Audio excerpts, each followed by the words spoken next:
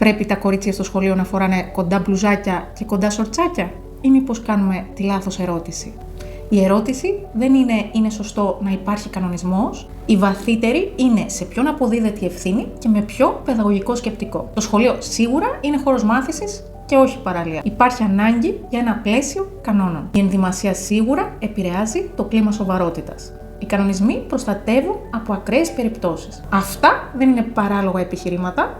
Το θέμα είναι πώς εφαρμόζονται και σε ποιους. Το πρόβλημα ξεκινά όταν ο κανονισμός αφορά μόνο τα κορίτσια και όταν το σκεπτικό είναι ότι προκαλούν.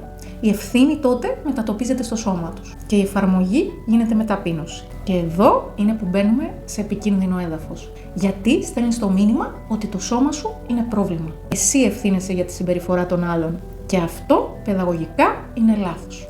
Τι λέει η παιδαγωγική? Η δουλειά του σχολείου δεν είναι να ελέγχει σώματα, είναι να διαμορφώνει στάσεις. Αν υπάρχει σεξουαλικοποιημένη ματιά ή σχόλια, δουλεύεις πάνω στο σεβασμό, όχι στο μήκος του shorts. Η πιο όριμη προσέγγιση, αν υπάρχει κανονισμός, να είναι ουδέτερος φύλου. Να αφορά όλους και να εξηγείται με όρους σεβασμού χώρου και όχι ντροπή σώματος. Σκεφτείτε κι εσείς λοιπόν πώς μπορούμε να έχουμε ένα πλαίσιο χωρίς να στοχοποιούμε.